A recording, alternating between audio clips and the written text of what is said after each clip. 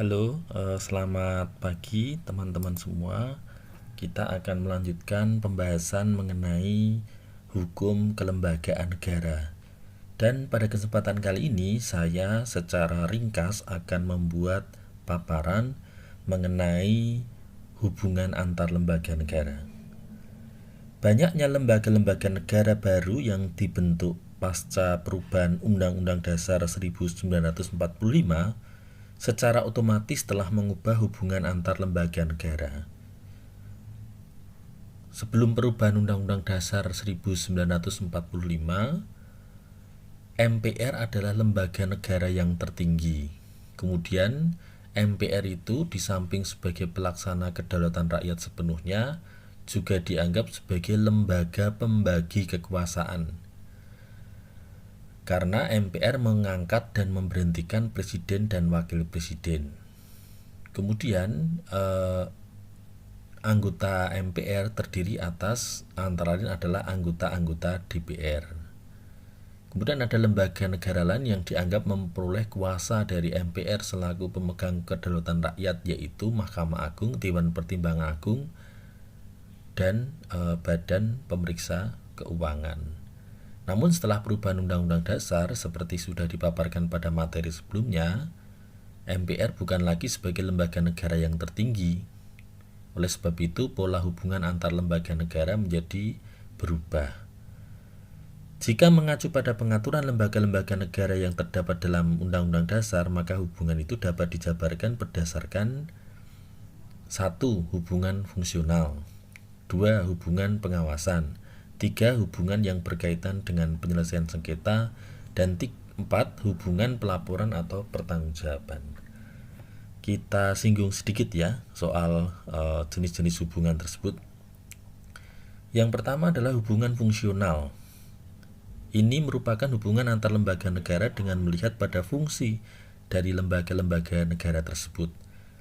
Misalnya begini, hubungan antara DPR atau DPD dengan presiden dalam membuat undang-undang dan APBN, termasuk juga pelaksanaan hak-hak parlemen seperti usul, pendapat, serta imunitas.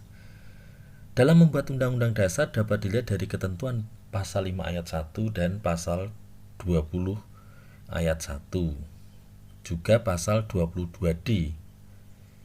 Pasal 5 dan pasal 20 itu menyangkut hubungan presiden dengan DPR dalam rangka pembentukan undang-undang, sementara pasal 22D itu menyangkut posisi DPD dalam rangka pembentukan undang-undang. Hubungan pembentukan undang-undang hanya terjadi antara DPR dengan presiden, sedangkan DPD hanya mempunyai hubungan dengan DPR.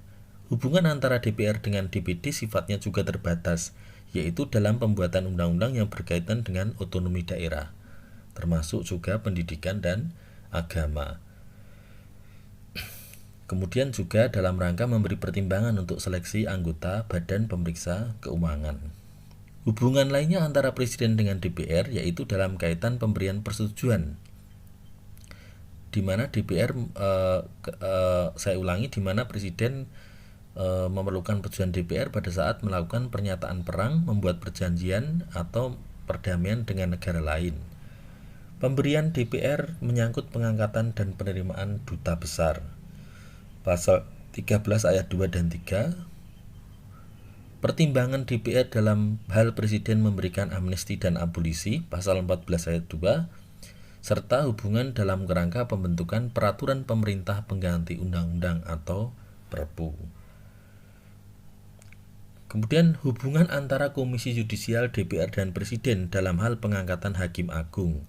Hubungan di sini dalam konteks memberikan rekomendasi, di mana Komisi Yudisial mempunyai kewenangan dalam mengusulkan calon Hakim Agung. Dewan Perwakilan Rakyat memberikan persetujuan, dan Presiden dalam konteks mengangkat dan memberhentikan Hakim Agung. Kemudian hubungan antara Badan Pemeriksa Keuangan dengan Presiden dan para menteri dalam kerangka penyelenggaraan keuangan negara. DPR memiliki tugas untuk memeriksa pengelolaan dan pertanggungjawaban keuangan negara di semua lembaga negara, termasuk di kementerian. Hubungan antara Mahkamah Agung dengan Presiden dalam kerangka pemberian pertimbangan berkaitan dengan gerasi dan rehabilitasi. Hubungan antara Mahkamah Agung dengan Mahkamah Konstitusi, yaitu dua-duanya merupakan lembaga pelaksana kehakiman di Indonesia, dan seterusnya ya. Nah, bisa dilihat pada materi ini. Kemudian kelompok kedua mengenai jenis hubungan berikutnya adalah hubungan pengawasan. Hal ini nampak yang pertama adalah hubungan antara DPR dengan Presiden dalam melaksanakan pemerintahan negara. Kemudian hubungan antara DPD dengan pemerintah pusat dan daerah khususnya dalam pelaksanaan otonomi daerah. Ada juga hubungan Mahkamah Agung dengan Presiden ketika terjadi pengujian peraturan perundang-undangan di bawah undang-undang. Jadi pengujian aturan itu di kita ada dua ya, sesuai perubahan Undang-Undang Dasar. Yang pertama, pengujian konstitusionalitas undang-undang. Artinya menguji undang-undang terhadap undang-undang dasar ini menjadi kewenangan Mahkamah Konstitusi. Sementara untuk aturan di bawah undang-undang itu diuji oleh Mahkamah Agung. Kemudian hubungan antara MK dengan pembentuk undang-undang ketika ada pengujian undang-undang dan seterusnya ya. Kemudian hubungan yang berkaitan dengan penyelesaian sengketa. Di sini Mahkamah Konstitusi adalah lembaga yang oleh Undang-Undang Dasar diberikan wewenang untuk menyelesaikan sengketa lembaga negara. Namun aktornya terbatas, dalam arti siapakah yang bisa menjadi pihak dalam hal terjadi kewenangan antar lembaga negara di Mahkamah Konstitusi. Jawabannya adalah lembaga negara yang kewenangannya diberikan oleh Undang-Undang Dasar. Kemudian Mahkamah Konstitusi juga berwenang untuk menyelesaikan perselisihan penetapan hasil pemilihan umum. Pemilihan umum itu ya pemilihan umum presiden dan wakil presiden, pemilihan umum legislatif ya, pemilihan umum kepala daerah. Itu menjadi wewenang dari Mahkamah Konstitusi. Kemudian yang terakhir adalah hubungan pelaporan atau pertanggungjawaban. Ini yang pertama adalah antara MPR dengan Presiden. Presiden memegang jabatan selama 5 tahun dan tidak dapat diberhentikan. Namun demikian, sesuai pasal 7B, dalam kondisi tertentu dan memenuhi persyaratan yang ditetapkan oleh konstitusi, Presiden dan atau Wakil Presiden dapat diberhentikan dalam masa jabatan jika terbukti melakukan pelanggaran hukum atau tidak memenuhi syarat sebagai Presiden dan atau Wakil Presiden. Nah, usul pemberhentian berasal dari DPR kepada MPR dengan lebih dahulu mengajukan permintaan kepada Mahkamah Konstitusi untuk memeriksa, mengadili, dan memutus pendapat DPR. Ini para pakar menyebutnya sebagai mekanisme impeachment. Dalam literatur, impeachment itu artinya pendakwaan. Dan di dalam sistem Amerika Serikat yang menjadi referensi itu ditujukan kepada semua pejabat publik ya, kepada semua elected official, mereka yang dipilih, termasuk para hakim. Tapi impeachment dalam konteks hukum tata negara Indonesia itu adalah pendakwaan oleh DPR dan MPR kepada Presiden dan atau Wakil Presiden. Kalau di Amerika Serikat pendakwaan itu diajukan oleh Dewan Perwakilan Rakyat kepada Senat, lalu kemudian Ketua Mahkamah Agung menjadi pemimpin di dalam persidangan Kongres itu untuk mendakwa presiden itu. Dalam kesempatan berikutnya kita akan bicara khusus soal pendakwaan ini ya. Kemudian DPR dengan komisi-komisi negara yang lain ya.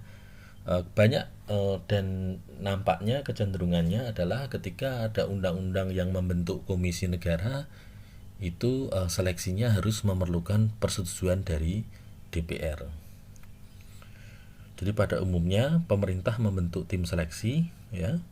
Kemudian para warga masyarakat yang berminat bisa mengajukan lamaran kepada tim seleksi itu, lalu kemudian diuji, hasilnya diserahkan kepada DPR. Nanti DPR melakukan fit and proper test dan kemudian memberikan persetujuan. Kemudian Presiden menetapkan pengangkatannya secara administratif sebagai kepala negara.